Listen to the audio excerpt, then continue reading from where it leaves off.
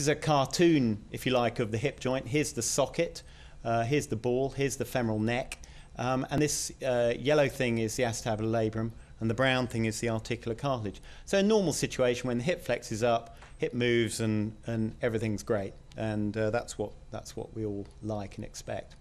Now this young lady is actually a professional ballet dancer who's hypermobile, but also you'll see she's got quite a narrow neck relative to her femoral head. And in fact, if any of you ever looked after ballet dancers, they've all got pelvic x-rays like this. You cannot be a professional ballet dancer without hips this shape and without being hypermobile. And so her hip, rather than going that far, will just go that extra bit more because the femoral neck is a little bit narrower. And also, obviously, she's hypermobile, so she'll go that bit much further again. You have to take this individual who's a professional rugby player. This is sort of the opposite end of the spectrum, really. Very thick femoral neck relative to the femoral head size. And therefore, this gentleman, rather than getting that far with his flexion, will actually not get quite as far. So he's intrinsically not going to have such a good range of motion. Now, what is impingement? Well, impingement is an abnormal and repeated contact between the front of the femoral head, head-neck junction, and the edge of the socket. And you get this sort of conflict in this anterosuperior area. And as a result of that conflict, you get damage to the acetabular labrum and you get damage to the anterior articular cartilage. And it's due to shape abnormalities, predominantly of either the socket or the ball, compounded with an excessive range of motion. And you'll hear this terminology. You'll hear about CAM-type femoroacetabular impingement, which is due to abnormalities on the femoral side, and you'll hear about pincer femoroacetabular impingement due to abnormalities on the socket side. Now, concentrate mainly on the CAM side. I learned how to fix shelves and build IKEA furniture from learning how to fix bones. And in the same way, I've learned about camshafts from the study of orthopedics. I want to know what it actually is a camshaft, given that I'm operating on cams the whole time. This is a camshaft from a North American muscle car, and the cam is this bit that extends from outside either a disc or a sphere. And when a cam rotates, it converts rotational movement into reciprocating movement, and I'll expand on that.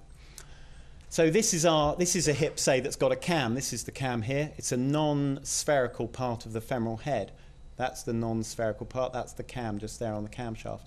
And when that hip flexes up, initially it just pushes the labrum out of the way. But what actually happens is the cam sort of catches on the front of the socket and actually produces shearing force on the articular cartilage. And in its early stages, it produces this sort of softening of the articular cartilage. That's the front of the socket, the ball's down here, that's a probe on the front of the hip socket. And that articular cartilage isn't really glued down properly onto the front of the socket. And those are the earliest changes you get in FAI. As the situation progresses, you get further damage to the articular cartilage and you get these subchondral cysts. What also happens is the acetabular labrum becomes bony. It gets fed up of being pushed out of the way, and so beefs itself up a bit, and you get a sort of a secondary conflict between the edge of the bony acetabulum here and the front of the femoral neck, a secondary sort of pincer phenomenon. And again, this is a sort of arthroscopic view of slightly more advanced cartilage damage. And there's a big sort of articular cartilage flap there. And you just don't see that on X-rays. You may see it if you're lucky on a scan. Now, just so I'd sort of extend the CAM discussion, really, this gentleman maintains this static engine. This is at Pickering Steam Fair. And he's got, this is his engine whirring around. There's the camshaft. And I just thought that's quite helpful. You imagine sort of every time a patient flexes their hip, you're getting that sort of mechanical conflict. And it's easier to see in slow motion. Ow, ow, ow, ow, ow, ow. You can imagine that happening, ow, every time the patient's getting up from a chair. So where do these cams come from and what are they all about? Well, it's interesting that by doing comparative anatomical studies, you can actually see that actually cam-shaped hips are actually normal in four-legged running animals, such as horses and even hopping animals like kangaroos. And if you're on 4 legs, actually having a cam is quite a good thing in terms of allowing you to run. The trouble is if you stand on 2 legs, having a cam isn't maybe such a good thing when you need to flex your hip more. The ballet dancer's hip is this so-called coxa rotunda, is seen in climbing mammals exclusively, and say that's an orangutan hip. Clearly, if they can't flex their hip absolutely perfectly, then they're not going to be able to survive as an orangutan. So the flat femoral head has been selected out in orangutans in the same way the spherical femoral head has been selected out in running animals. Unfortunately for Homo sapiens, both patterns exist. And as well as there being this sort of developmental predisposition, these bumps actually develop in adolescence. And these are actually a sequence of radiographs. The patient brought them in. He's 35. I've done both his hips for impingement. But this is his X-ray when he's 7, and this is when he's 9. And he's clearly, if you superimpose the circles, he's clearly got a cam here, and he's got a cam here as well. And as he's sort of growing older, the cams become sort of slightly more prominent, and that's the situation on a 3D CT. You can see that sort of prominent flat area, and he's done very well from bilateral surgery. And of course, as well as causing pain in day-to-day life in the early stages and inability to exercise, we're fairly certain, although we'll never prove it, that eventually these lead to osteoarthritis. And there's a nice big cam there and a totally wrecked hip. And he's got a smaller cam on that side, and probably in another 10 years' time that'll go the same way. That's what you do for that these days. So let's just talk about pincer impingement. The cams, I think, are quite easy to understand because there's a clear and defined shape abnormality of the femoral head-neck junction. On the pincer side, it's a lot more smoke and mirrors, so it's a much harder diagnosis to make, and we still haven't quite cracked it, I don't think. But here's our normal hip movement. And so there, we're not getting any conflict at that point. But imagine if you've got a hip socket that's deeper than usual, or where the labra have become ossified. You can then imagine that even during the course of normal hip movement, you'll get abnormal conflict in this area. And that's the so-called pincering. If you like, the pincer is the lobster of the socket, and the femoral neck is the finger there. And another situation you get it is when the socket points slightly backwards, so that you get conflict between the front of the femoral neck at the socket during normal ranges of hip movement rather than in excessive ranges of hip movement. And pincer impingement does exist, may be subtle on X-rays. It's certainly, there's nothing wrong with those X-rays.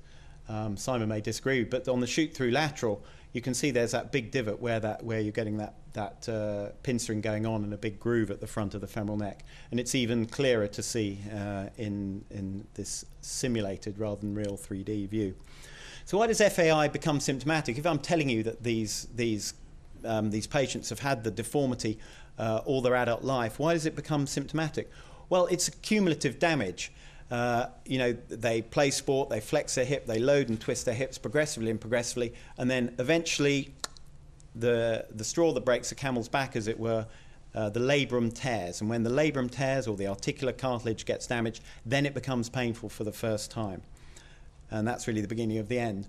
And again, you're more likely to get symptoms from impingement if you've got a big range of motion, as I mentioned, the hypermobile ballet dancers, if you've got a big bump, if you've got generally genetically poor quality cartilage that's less able to withstand this kind of problem, and clearly activity level is very common. And almost all my patients, presenting in their 30s, there's always a history of almost always a history of quite significant sporting activity. They play rugby, or they regularly play football or something. There's always something in that. And obviously, if you've got a big cam and you play elite rugby, you can run into trouble in your 20s. So what are the clinical features of this? Well, it's groin pain, and it's an insidious onset of deep groin pain. And they may get associated catching or locking with twisting maneuvers. It may catch getting up from a chair or twisting in a certain direction. Quite often they may be able to still run, but what they can't do is change direction, because anything involving loading and rotation will cause that femoral neck to catch up against the acetabular labrum. One rather eloquent patient described, I'm intolerant of sudden angular movements, he said. He was a lawyer, but, great. If patients tell me that, then I know what's wrong with their hip. Classically, it's worse getting up from a chair or getting in and out of a foot. And I'm sorry I'm no longer on the video, but when you get up from a chair, you actually flex your hip quite a lot, and sitting comfortably at your desk. But when you want to get up, your hip's going to flex you know, to 120 degrees maybe. So they get the catching just there, and they may sort of take a couple of steps to shake it off. And the other thing they may notice is, you may not notice it, they may not notice it, but you may see them in the consultation looking a bit casual, you know, and they're looking casual because they prefer to slouch, because sitting upright is actually sore and catches their labrum.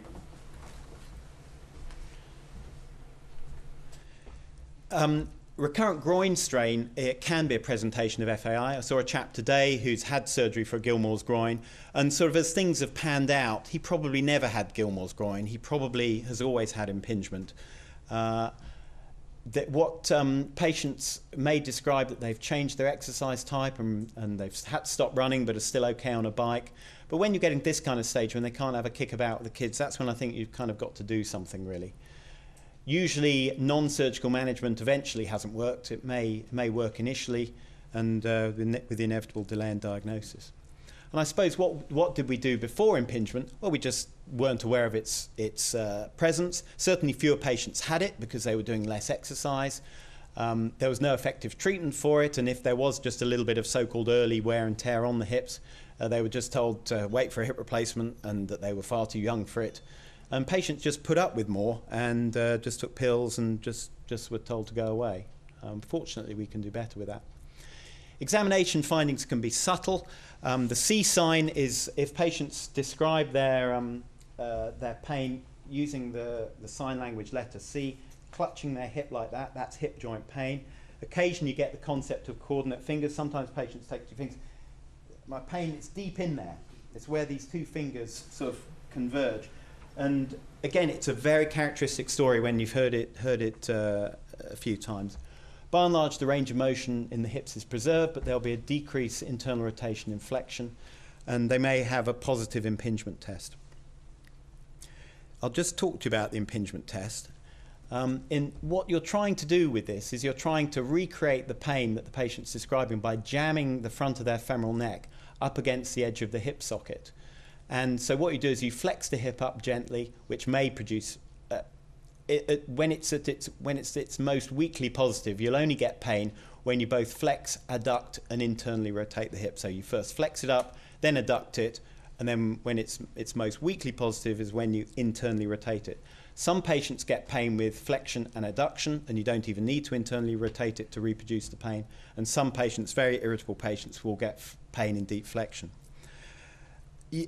The 3D scanning really, we've scanned actually Simon Blease's hips because Simon does have deformities in his hips. Nowhere else, I hasten to add.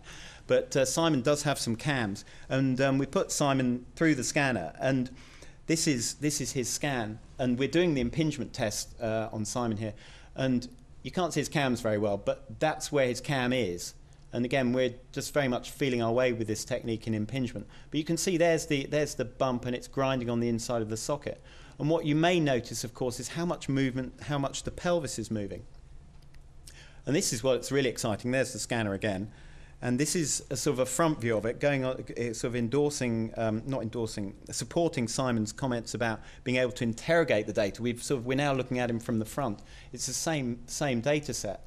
But you can see how much his pelvis is tilting, and so you can see this complex interrelationship between the tilt of the socket and the impingement itself. The socket's trying to get out of the way, isn't it? You know, it's trying to lean out of the way of the sort of the cam coming towards it. And this is why the diagnosis of pincer impingement is so difficult, because the orientation of the socket varies so much during normal day-to-day activities. So obviously we need to talk more about imaging. Plain radiographs remain very, very helpful for this condition. You know, the eagle-eyed amongst you will just see that little thing there. And if you superimpose the circle, you can see that bit is a cam. It's sticking out. It's small, but in a patient with hip joint pain, with his reduction in internal rotation and flexion, catching getting up from a chair, that is highly, highly relevant finding. But the real most useful, well, another very useful X-ray is a proper shoot-through lateral X-ray with a hip in maximum internal rotation, and it really shows the head-neck junction into profile. A standard frog lateral, you know, is often not very helpful, really. And again, this is this chap that we just saw with that very subtle thing, but this is his right hip, and if you superimpose circles on these, you can see that bit is outside the circle. Yeah, there's his cam just there. Whereas that side, on the left side, the asymptomatic side, without the little bump, it's all within the circle. So it is as subtle as this. And I think